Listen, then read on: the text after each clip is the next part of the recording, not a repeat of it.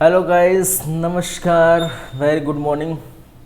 मैं हूं वेद और स्वागत करता हूं आप सभी का सीजी कंप्यूटर्स के इस यूट्यूब चैनल पर। लगातार जारी है समसामयिक घटनाक्रम, छत्तीसगढ़ राष्ट्रीय अंतर्राष्ट्रीय स्तर से संबंधित करंट अफेयर्स की क्लास। और आज हम बात करेंगे 4 नवंबर से संबंधित करंट अफेयर्स। ठीक है, चलिए तो देर नहीं करते हैं, स्टार्ट करते हैं। और सबसे पहले देखते हैं छत्तीसगढ़ से संबंधित करंट अफेयर्स। ठीक है, चलिए तो छत्तीसगढ़ से संबंधित करंट अफेयर में सबसे फर्स्ट हम बात करेंगे भाई जो है इंडिया गॉट टैलेंट की। ठीक है, इंडिया गॉट टैलेंट।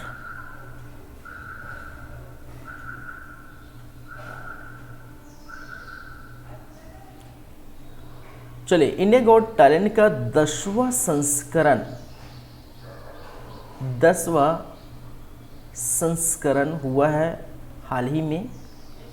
और इनकी विजेता की बात करें तो विजेता कौन बने हैं भाई? छत्तीसगढ़ से विजेता बने हैं। याद रखेंगे, विजेता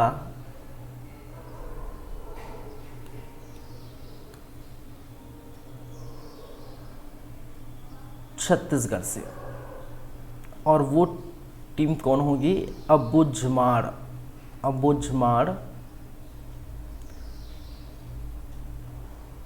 मलखम अकेडमी, नारायणपुर।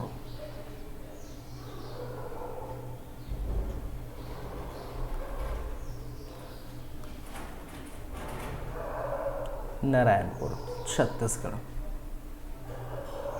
ठीक है, तो यहाँ की टीम छत्तीसगढ़ की अबुझमाड़ मलखम अकेडमी ने इंडिया गॉट टैलेंट में, ठीक है, इंडिया गॉट टैलेंट का 10वां संस्करण जीता है, विजेता बने हैं।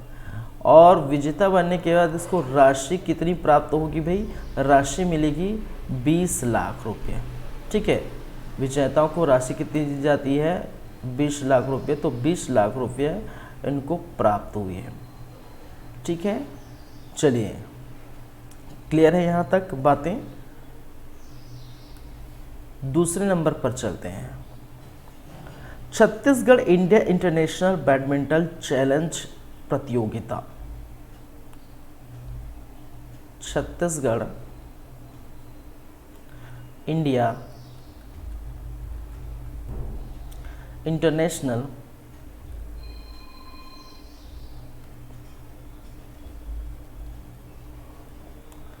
बैडमिंटन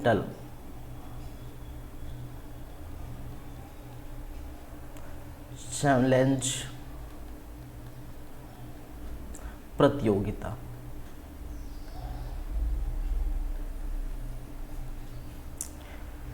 इस प्रतियोगिता का आयोजन कहाँ होगा भाई? रायपुर में हो रहा है। ठीक है, फिलहाल रायपुर में हो रहा है। आयोजन कहाँ हो रहा है? रायपुर में। आयोजन कहाँ होगा भाई? रायपुर, छत्तीसगढ़। याद रखेंगे। जिसकी तिथि क्या है? 31 अक्टूबर से ये स्टार्ट हो चुका है और ये चलने वाला है 5 नवंबर तक। ठीक है, 5 नवंबर।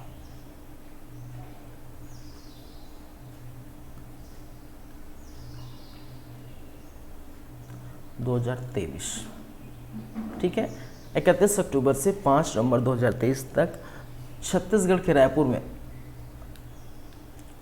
इंडिया इंटरनेशनल बैडमिंटन चैलेंज प्रतियोगिता यहाँ पर चलने वाली है। ये याद रखेंगे। ठीक है,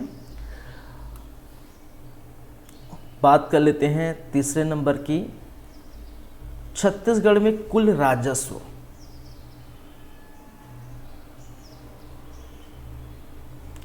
छत्तीसगढ़ में कुल राजस्व तो कुल राजस्व की बात करें तो ये किस स्थिति में 2022-23, ठीक है। तो अनुमानित लगाया जा रहा है, अनुमानित कितना है भाई, लगभग 56,823.25 करोड़, ठीक है। और स्थिति है 2022-23 की। 2022-23 में छत्तीसगढ़ में राजस्व का जो अनुमानित जो लगाया जा रहा है वो कितना है भाई, 56,823.25 करोड़। वहीं पर हम बात कर लेते हैं 2021-22 की। तो 21-22 में 52,831.44 करोड़ था। कब की स्थिति में बात कर रहा हूँ मैं, 2021-22 की स्थिति में, ठीक है। इसका मतलब अगर हम वृद्धि की अनुमानित बात करें, वृद्धि, तो 7.5% की वृद्धि जताई जा रही है, अनुमानित रूप से वृद्धि जताई जा रही है, ठीक है। अगर हम 21-22 की तुलना करें तो 56,823 करोड़ याद रख लेंगे भाई, कुल राजस्व छत्तीसगढ़ की, ठीक है। क्लियर है बातें। चलिए, तो ये छत्तीसगढ़ की बातें थी, इतना ही रहेगा आज की क्लास में छत्तीसगढ़ से संबंधित। नेक्स्ट हम बातें करेंगे अब राष्ट्रीय स्तर के मुद्दे की बातें, राष्ट्रीय स्तर से संबंधित करंट अफेयर्स। चलिए, राष्ट्रीय स्तर से संबंधित करंट अफेयर्स में क्या क्या है भाई। सबसे फर्स्ट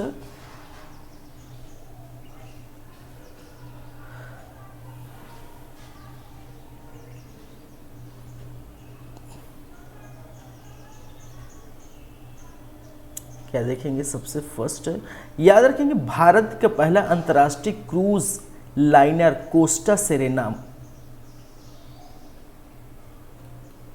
भारत का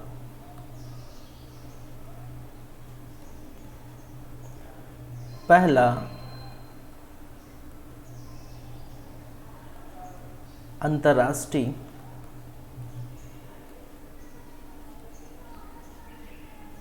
क्रूज लाइनर कोस्टा सेरेना, क्या है भाई, कोस्टा सेरेना,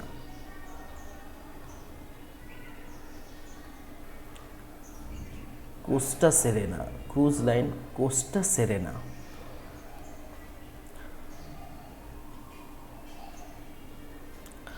चलिए, इसमें बात करते हैं, इसका शुभारंभ किया गया है,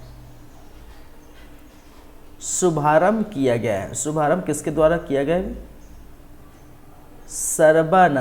सर्बानंद जी द्वारा, सर्बानंद सोनोवाल। और ये कौन है भाई, सोनोवाल जी, ये कौन है, ये है केंद्रीय पत्तन, ठीक है, एवं परिवहन और जलमार्ग मंत्री, ठीक है, केंद्रीय पत्तन मतलब समझते ना, पत्तन मतलब क्या होता है, पत्तन का मतलब होता है बंदरगाह बोल सकते हैं, डॉकयार्ड बोल सकते हैं, पत्तन बोल सकते हैं, मतलब एक ही है, ठीक है। पत्तन पोत परिवहन और जलमार्ग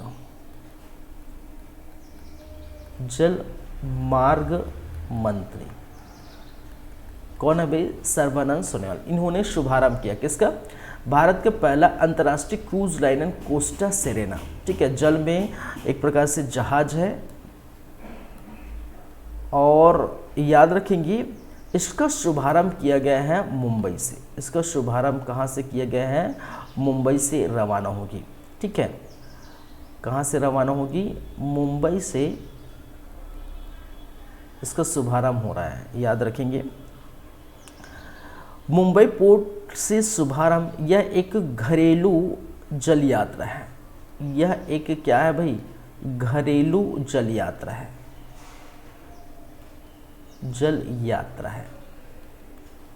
और ऐसा अनुमान लगाया जा रहा है, ऐसा अनुमान लगाया जा रहा है कि 2 माह में 45,000 कितनी भाई 45,000 यात्री को ले जाएगा। यात्रियों किसको जो है 45,000 यात्रियों को ले जाएगा। ठीक है, कहने का मतलब है यात्रा कराएगा। ठीक है, तो घरेलू जल यात्रा है यह कौन सा भाई, कोस्टा सेरेना। कोस्टा सेरेना क्या है, एक घरेलू जल यात्रा है जो भारत का पहला अंतर्राष्ट्रीय क्रूज लाइनर घरेलू जल यात्रा कोस्टा सेरेना, जिसका शुभारंभ मुंबई से किया गया है। मुंबई से किया गया यह घरेलू जल यात्रा है। सर्बानंद सोनोवाल ने इनका शुभारंभ किया, जो कि केंद्रीय पत्तन पोत परिवहन और जल मार्ग मंत्री है। और ऐसा अनुमान लगाया जा रहा है कि 2 माह में 45,000 यात्री को ले जाएंगे। ठीक है, यात्रा कराएंगे। ठीक है, चलिए बातें क्लियर है यहाँ पर। पहला, दूसरे नंबर पर आते हैं। दूसरा याद रखेंगे। ठीक है, एक नाम याद रखिए, लीला ओमचेरी का। किसका, लीला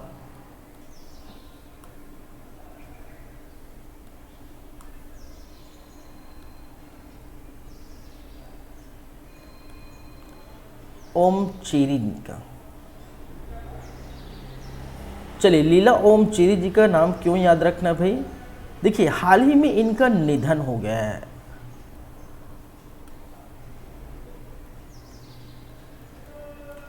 हाल ही में 94 वर्ष की आयु में क्या हो गया भाई, निधन हो गया। निधन हो गया।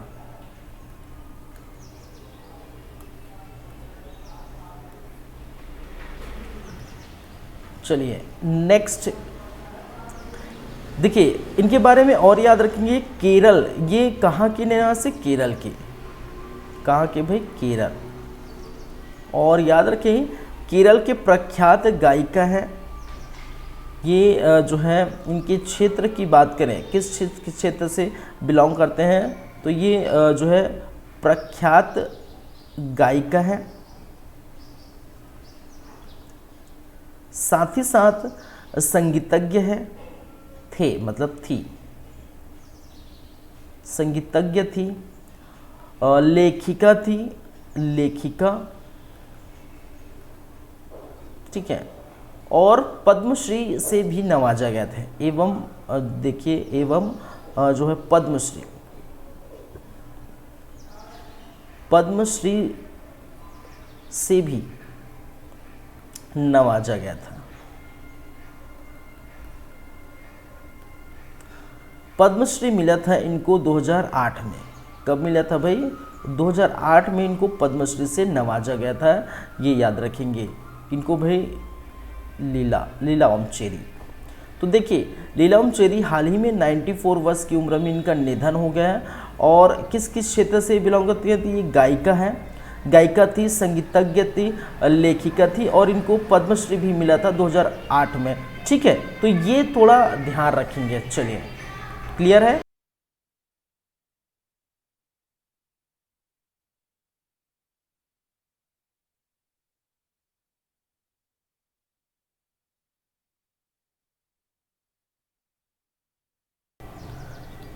क्लियर है बातें यहाँ तक।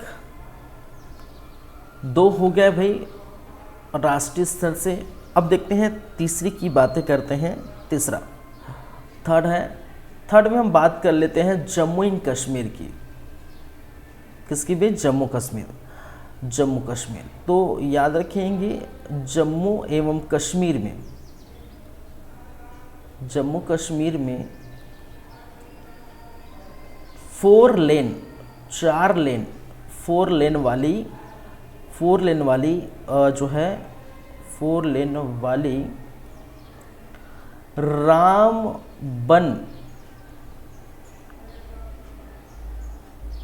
वायडक्ट, ठीक है, वायडकट, राजमार्ग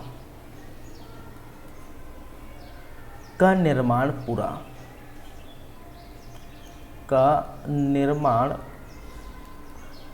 पूरा हुआ। ठीक है, याद रखेंगे जम्मू कश्मीर में 4 लेन वाली जो है क्या बन रही, राजमार्ग बन रही है।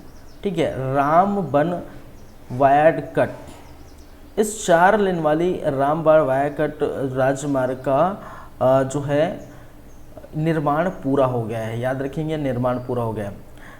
चलिए याद रखेंगे इसकी लंबाई जो है, इसकी लंबाई जो है 1.08 किलोमीटर है लगभग। 4 लेन वाली ये राजमार्ग है रामबन, और इसकी लागत जो है, लागत 328 करोड़ की, कितनी लागत है भाई, 328 करोड़ की लागत में ये बनी है। चलिए, और ये स्थित कहाँ है, स्थित कहाँ है, स्थित कहाँ है, तो याद रखिए राष्ट्रीय राजमार्ग 44 के आसपास, राष्ट्रीय राजमार्ग 44 के उद्धम रामबन खंड पर, उद्धमपुर रामबन खंड पर स्थित है। ठीक है, वही आसपास आपको देखने को मिलेगा। क्या, रामबन वायडकट राजमार्ग 4 लेन वाली निर्माण हो चुका है। याद किलोमीटर याद रखेंगे, लागत कितनी है याद रखेंगे। ठीक है, चलिए नाम तो याद रखेंगे रामबन। क्लियर है भाई?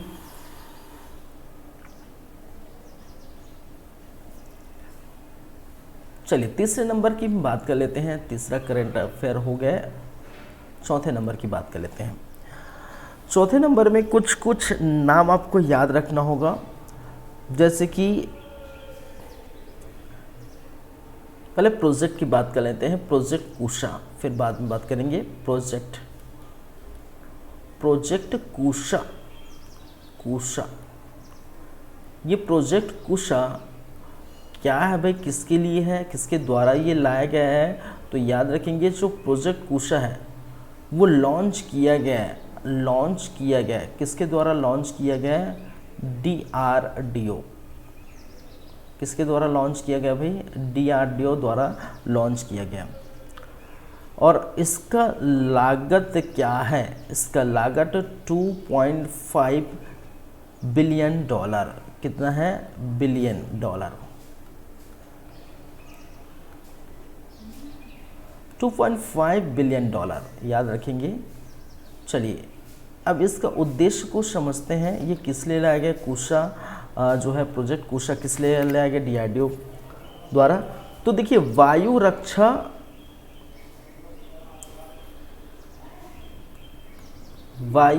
रक्षा क्षमताओं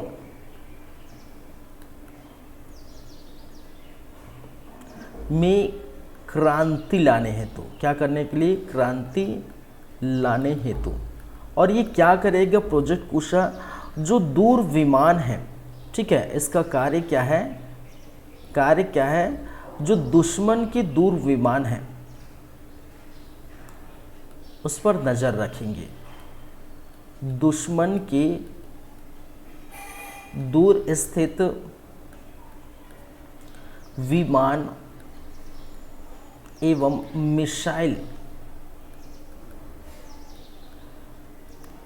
मिसाइलों को बेअसर करने हेतु,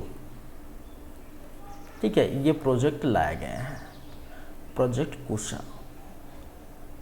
जो दुश्मन है, दुश्मन के दूर स्थित, ठीक है, जो विमान है और वे मिसाइल है उनको बेअसर करने के लिए प्रोजेक्ट कुशा लाया गया। किसके द्वारा, DRDO द्वारा, जिसका लागत है 2.5 बिलियन। वायु रक्षा क्षमताओं में क्रांति लाना इसका उद्देश्य है इस प्रोजेक्ट कुशा का। क्लियर है, 4 करंट अफेयर हो गए राष्ट्रीय स्तर से। अब कुछ और देखते हैं, 5वें नंबर की हम बात कर लेते हैं। 5th, देखिए 5वें नंबर में मैं सीधा जो है नियुक्ति की बात करूँगा, ठीक है। नियुक्ति से संबंधित जो है यहाँ पर देखने को मिलेगी नियुक्ति।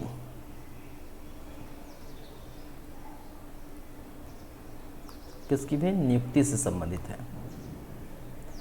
अब किसकी नियुक्ति होगी, क्या है वो हम देखेंगे, नियुक्ति से संबंधित है।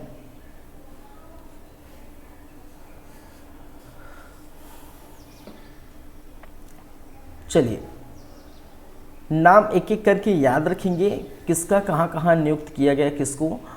तो सबसे फर्स्ट सुरेंद्र कुमार अदना जी का याद रखेंगे,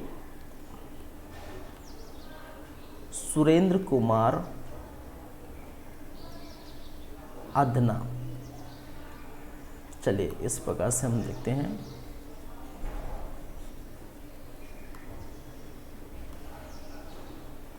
कौन सा 5वें नंबर,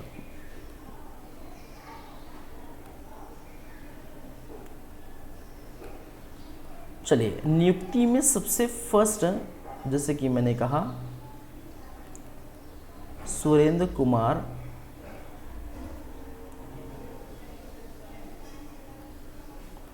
अदना जी,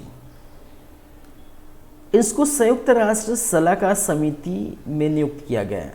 याद रखिए किसमें भाई, संयुक्त राष्ट्र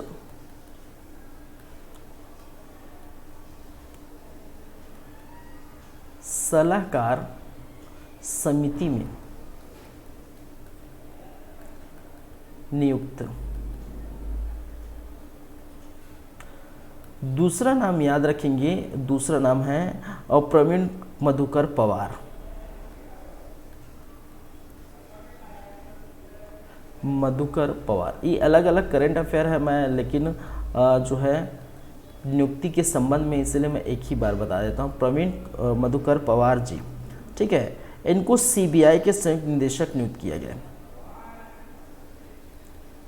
सीबीआई केंद्रीय जांच ब्यूरो, सीबीआई के संयुक्त निदेशक, सीबीआई के संयुक्त निदेशक के रूप में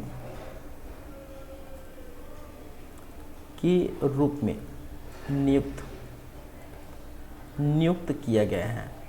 और इसका कार्यकाल जो रहेगा, इसका कार्यकाल रहेगा 5 वर्ष का रहेगा। याद रखेंगे 5 वर्ष का कार्यकाल रहेगा। चलिए वहीं पर हम बात करें तीसरे नंबर की, तो मनोरंजन मिश्रा जी, मनोरंजन मिश्रा जी, और मनोरंजन मिश्रा जी की नियुक्ति की गई है जो कहाँ पर, आरबीआई,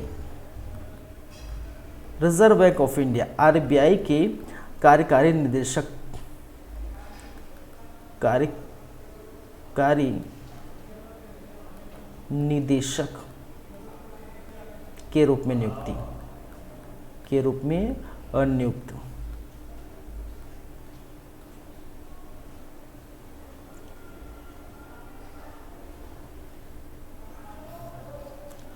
एक और आप नाम याद रखेंगे, जे राजेंद्र मेमन जी, नाम याद रखेंगे, जे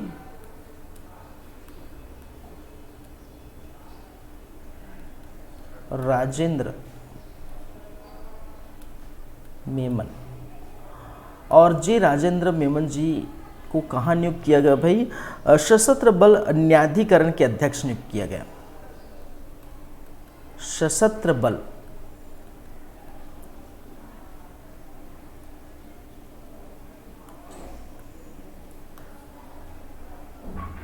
न्यायाधिकरण के अध्यक्ष नियुक्त। और इनका जो कार्यकाल रहेगा ये 4 वर्ष का रहेगा, याद रखेंगे। जी मेमन साहब, तो जे राजेंद्र मेमन और सुरेंद्र कुमार अधना जी, प्रवीण मधुकर पवार जी और मनोरंजन मिश्रा जी, ये नियुक्ति के संबंध में आप ये 4 नाम याद रखेंगे। नियुक्ति के संबंध में 4 नाम याद रखेंगे, ठीक है। यहाँ पर क्लियर है बातें। तो हाल ही में 2-3 दिन में जो है ये नियुक्ति हुई है, 2-3 दिन में तीनों चारों का नियुक्ति हुआ है, जहाँ पर सुरेंद्र कुमार अदना जी को संयुक्त राष्ट्र सलाहकार समिति में नियुक्त किया गया है। वहीं पर प्रवीण मधुकर पवार जी को सीबीआई के संयुक्त निदेशक के रूप में नियुक्त किया गया है, ठीक है। इनका कार्यकाल 5 वर्ष रहेगा। कार्यकाल है भाई, कार्य लिखा हूँ, कार्यकाल है, कार्यकाल है। इनका कार्यकाल 5 वर्ष तक रहेगा। जो है मनोरंजन मिश्रा जी को आरबीआई ने नियुक्त किया है अपने कार्यकाल निदेशक। सीबीआई ने प्रवीण मिश्रा को, संयुक्त राष्ट्र महासभा सुरेंद्र जी को, ठीक है। सशस्त्र बल ने दी है राजेंद्र मेमन जी को। चलिए, ये नियुक्ति के संबंध में आप याद रखेंगे, क्लियर है। चलिए, तो यहाँ पर बात हो जाती है आपका ख़त्म, किसका भाई, राष्ट्रीय स्तर की भी बात हो जाती है ख़त्म। चलिए, अब बात करेंगे अंतर्राष्ट्रीय स्तर से संबंधित करंट अफेयर। अंतर्राष्ट्रीय स्तर में क्या खास है आज की क्लास में, तो एक जो है याद रखेंगे, क्या है, किसको याद रखना भाई, याद रखेंगे एक नाम। चलिए, अंतर्राष्ट्रीय स्तर पे FATF,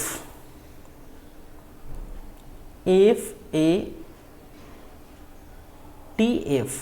अब ये FATF क्या है भाई, पहली बात उसका फुल फॉर्म जान लीजिए। F stand for financial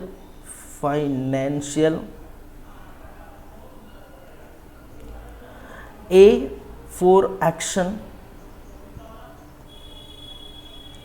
T for task, F for force. इसका मतलब हो गया है फाइनेंशियल एक्शन टास्क फोर्स। क्या हो गया भाई, फाइनेंशियल एक्शन टास्क फोर्स। चलिए, और इसकी बातें मैं क्यों कर रहा है फाइनेंशियल एक्शन टास्क फोर्स की, ठीक है। तो देखिए, पहले लिख लेता हूं फिर हम समझते हैं, ठीक है।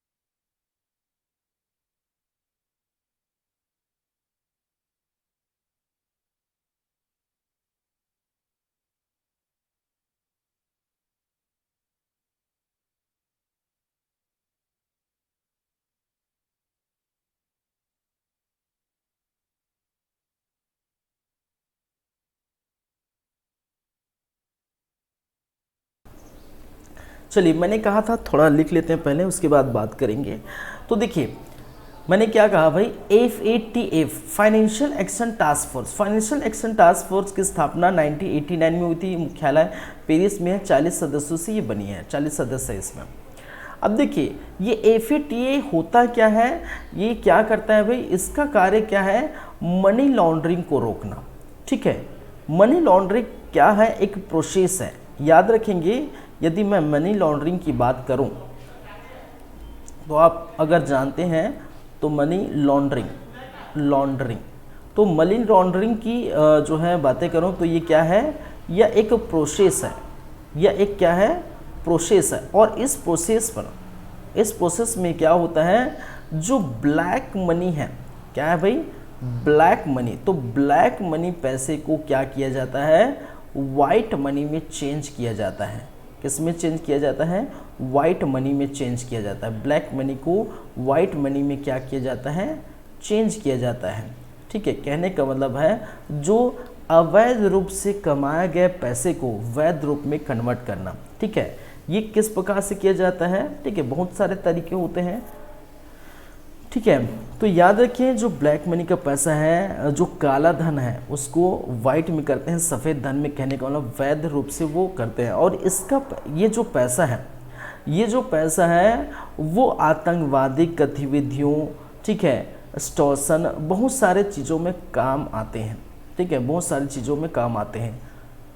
चलिए, तो ये है देखिए। और इसके साथ साथ हवाला बाज़ार अगर आपको समझ आता है तो वो भी याद रखिए। हवाला बाज़ार का मतलब होता है वही है लगभग, अब मनी लॉन्ड्रिंग ही बोल सकते हैं हवाला बाज़ार। देखिए हवाला बाज़ार में क्या होता है, हवाला बाज़ार में क्या होता है, जो ब्लैक मनी का पैसा है, जो एक देश, जो भी कोई भी देश होगा, ठीक है, कोई भी देश है, एक देश से दूसरे देश से ये पहुँचाने के लिए, ठीक है, जब पैसे पहुंचाए जाते हैं किसी एजेंट के थ्रू, ठीक है, यहाँ का पैसा यहीं ही रहेगा, लेकिन यहाँ का जो एजेंट है, ठीक है, यही पैसा दे देगा।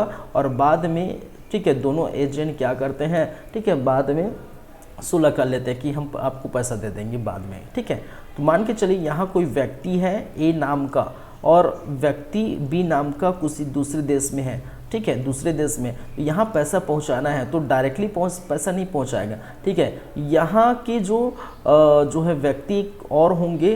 ठीक है, यहाँ एक एजेंट होगा और यहाँ एक एजेंट होगा, तो एक एजेंट दूसरे एजेंट को क्या है, कांटेक्ट करेगी और इसको पैसे दे देगी। ठीक है, बाद में कुछ राशि, ठीक है, उसके लिए जैसे ट्रांसफ़र, ठीक है, उसके लिए क्या है, वो राशि प्रदान करेगी कि भाई आप मेरे पैसा वहाँ तक पहुँचा सकें। ठीक है, ऐसे में क्या, अगर इससे अगर डायरेक्ट हम देश को जाएंगे, किसी दूसरे देश को डायरेक्ट पैसे भेजेंगे तो वो पता चल जाएगा। ठीक है, वो जो है बैंकों की नज़र में आ जाएगा या फिर ऑफिसर्स के नज़र में आ जाएंगे। तो इसके लिए क्या करते हैं, वहाँ के एजेंट ही पहुँचा देते, इसको बोलते हैं हवाला बाज़ार। तो हवाला बाज़ार से आने वाले पैसे भी जो आतंकवादी गतिविधियों में जो है लगती है।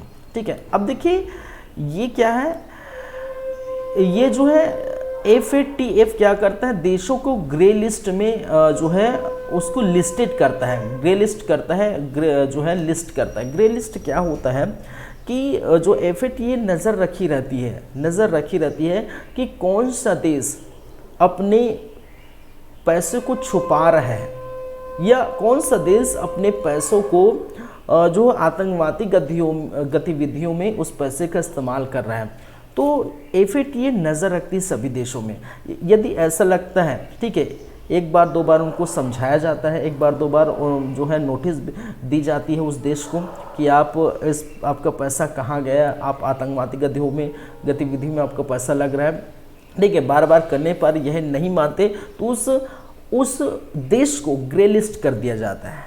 ठीक है, ऐसे ब्लैक मनी का पैसा जो आतंकवादी गतिविधियों में लग रहा है, ऐसे देशों को FATF ग्रे लिस्ट करता है। और ग्रे लिस्ट करने के बाद, ठीक है, ग्रे लिस्ट करने के बाद इस देश से अन्य देशों के साथ कोई नाता नहीं रहे। नाता कहने का मतलब है व्यापार का रिश्ता टूट जाएगा अन्य देशों के साथ। ठीक है, आयात निर्यात का रिश्ता टूट जाएगा।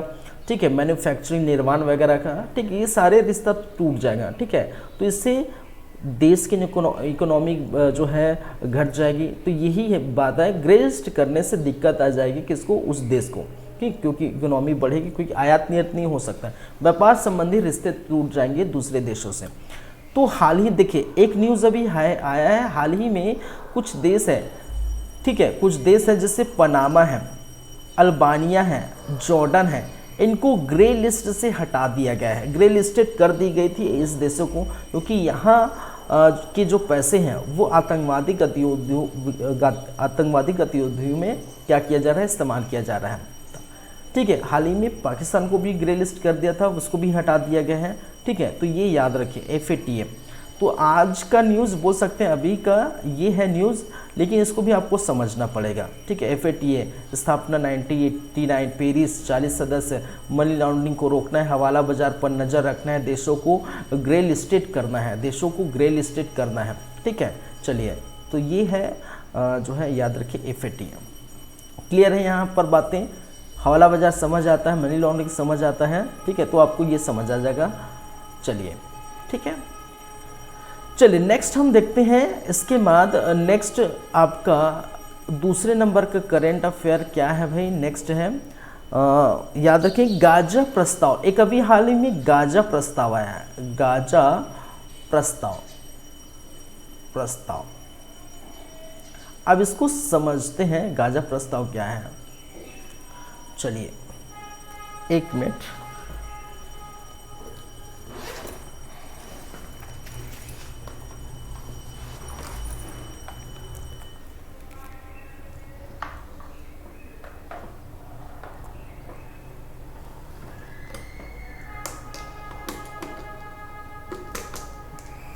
आपने गाजा पट्टी का नाम सुने अभी हाल ही में, कुछ महीने भर पहले अपने सुने, पहले भी सुने होंगे, लेकिन जो है हाल ही में चर्चा में है, गाजा पट्टी वगैरह सुने होंगे।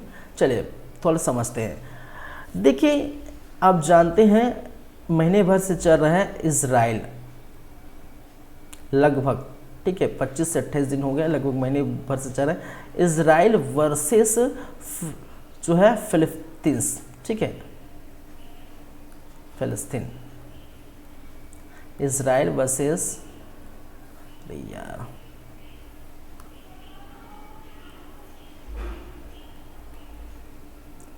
फिलिस्तीन, इजराइल वर्सेस फिलिस्तीन जो है युद्ध चल रहा है, और फिलिस्तीन में एक आतंकवादी संगठन है जिसका नाम है हमास। क्या है? हमास। ये क्या है? आतंकवादी संगठन है, वादी संगठन। हमास क्या है? एक आतंकवादी संगठन है। चलिए, और गाजा पट्टी को लेकर, किसको? गाजा पट्टी, गाजा पट्टी, गाजा पट्टी को लेकर दोनों देशों के मध्य, किनके भी, जो इजराइल और फिलीपींस के मध्य गाजा पट्टी को लेकर क्या जारी है? संघर्ष जारी है। ठीक है, क्या जारी है? संघर्ष जारी है। गाजा पट्टी को लेकर दोनों देशों के बीच क्या है? संघर्ष जारी है, जारी है। ठीक है, इजराइल और फिलिस्तीन के मध्य संघर्ष जारी है। ठीक है, और वहाँ के एक संगठन है हमास, आतंकवादी संगठन है, जो फिलिस्तीन का जो है क्या करता है भाई? उसका समर्थन करता है। तो कई बार हमास ने इजराइल पर हमला किया, इजराइल ने फिलिस्तीन या हमास पर हमला किया। ठीक है, आप जानते हैं बहुत सारे आपने जैसे ऑपरेशन आयरन आपने देखे हैं। ठीक, ऑपरेशन आयरन, तो ऑपरेशन आयरन इजराइल से संबंधित है। इजराइल जब हमला किया तो उसको नाम रख दिया ऑपरेशन आयरन। ठीक है, तो ये सब आप पढ़े होंगे, देखे होंगे, सुने होंगे। चलिए, ये हाल ही में लगातार चर्चा पर बना हुआ है महीने भर से। अब इसमें एक और बातें हैं, क्या है? दूसरा करंट अफेयर जो हम देख रहे हैं इससे संबंधित है गाजा प्रस्ताव। देखिए, गाजा प्रस्ताव जो लाया गया है वो किसके द्वारा लाया गया भाई? संयुक्त राष्ट्र महासभा द्वारा ये प्रस्ताव लाया गया है। ये प्रस्ताव जो है संयुक्त राष्ट्र महासभा द्वारा ठीक है, ये गाजा प्रस्ताव ला गया। अब समझते हैं संयुक्त राष्ट्र महासभा। देखिए संयुक्त राष्ट्र महासभा की अगर हम बात करें तो कुल सदस्य की जो संख्या है, इसमें कुल सदस्यों की संख्या है, कुल सदस्यों की संख्या है 193 है। कितना है? 193 है। 193 सदस्य, 193 और 193 सदस्य 193 सदस्य है, याद रखिए। और ये प्रस्ताव लाया गया किस लिए प्रस्ताव था, कि प्रस्ताव किस बारे में था भाई, समझते हैं। प्रस्ताव किस बारे में था? जो युद्ध चल रहा है, ठीक है, युद्ध विराम, इन दोनों देशों के बीच युद्ध हो रहा है, तो युद्ध विराम हो या ना हो, ठीक है, प्रस्ताव चल रहा था इन दोनों देशों के बीच कि ये जो है, ये युद्ध जो चल रहा है, ये युद्ध पर विराम लगे या न लगे, इस पर क्या किया गया था? एक प्रस्ताव लाया गया था और वोटिंग हुई थी। समझ रहे हैं मेरी बातों को, मैं क्या बोल रहा हूँ? इजराइल वर्सेस फिलीपींस युद्ध लगातार चल रहा है, फिलिस्तीनी और गाजा पट्टी के लिए युद्ध चल रहा है, उसके संघर्ष। हमास आतंकवादी संगठन है जो इजराइल पर हमला कर चुके हैं, इजराइल भी हमास पर हमला कर चुके हैं, लगातार बना हुआ है ये 1 महीने तक जो हॉट टॉपिक के रूप में। और यहीं पर हाल फिलहाल ने संयुक्त राष्ट्र महासभा के जो, ठीक है, 193 सदस्य है, तो संयुक्त राष्ट्र महासभा ने क्या किया है? एक प्रस्ताव लाया जिसको हम बोलते हैं गाजा प्रस्ताव। इस प्रस्ताव के तहत कहा गया है कि ये जो युद्ध चल रहा है, ये युद्ध पर विराम लगनी चाहिए कि नहीं लगनी चाहिए, हाँ या ना में आप जवाब देंगे। जो 193 सदस्य हैं हाँ या ना में जवाब देंगे। तो याद रखें इनमें से कुछ हाँ बोले, कुछ ना बोले। तो हाँ कितने नहीं बोले? हाँ कहने का मतलब है किन्होंने कहा, कितने लोगों ने कहा या कितने देशों ने कहा कि युद्ध पर विराम लगनी चाहिए, ठीक है। तो याद रखिए पक्ष में मतलब हाँ के पक्ष में जो सदस्य देश की संख्या है वो कितनी है? 120 है। सदस्य देशों की संख्या कितनी है? 120 है। और आपके विपक्ष में कितने भाई? विपक्ष देशों की जो संख्या है वो कितनी है? 14 है, ठीक है। कि पक्ष में है, हाँ के पक्ष में 120, मतलब हाँ मतलब विराम लगनी चाहिए, युद्ध में जो युद्ध चल रहा है उसमें विराम लगनी चाहिए, युद्ध खत्म होनी चाहिए। ये हाँ बोला है, 120 देशों ने अपने पक्ष में हाँ बोले हैं, वोट किए, ठीक है। ये क्या हुआ? वोटिंग हुआ, ठीक है, मतदान हुए भाई, मतदान कराया गया, वोटिंग हुआ और उसमें भाग नहीं लिए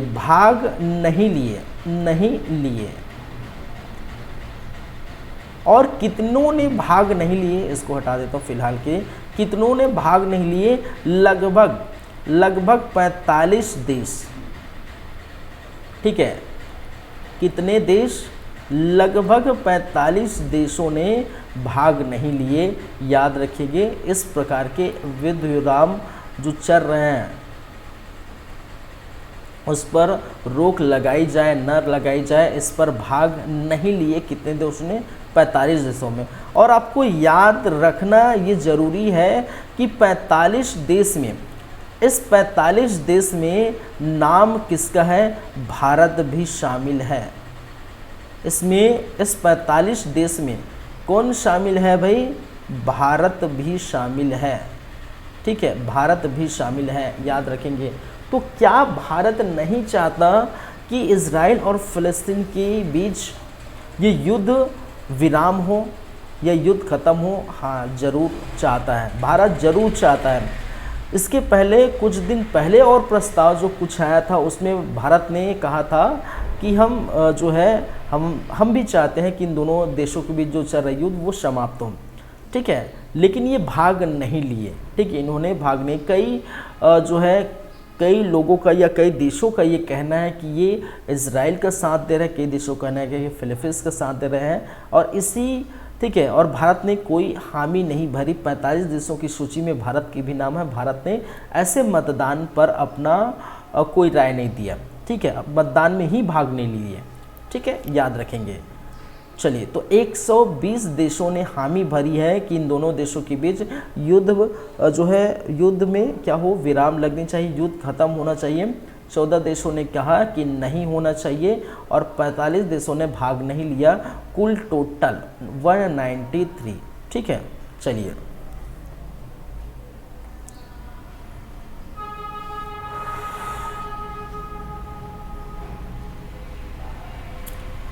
क्लियर है बातें भाई?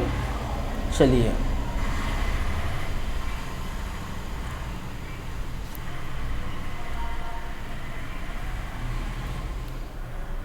आगे चलते हैं। आगे क्या देखेंगे, ये हो गए। और कुछ है क्या आज की क्लास में, करंट अफेयर की क्लास में और कुछ है?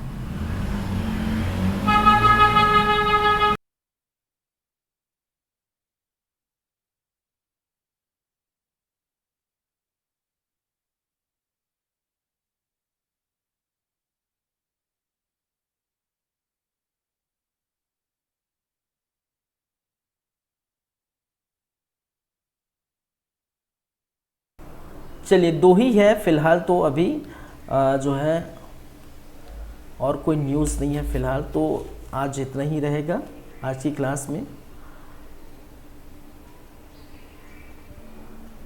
चलिए,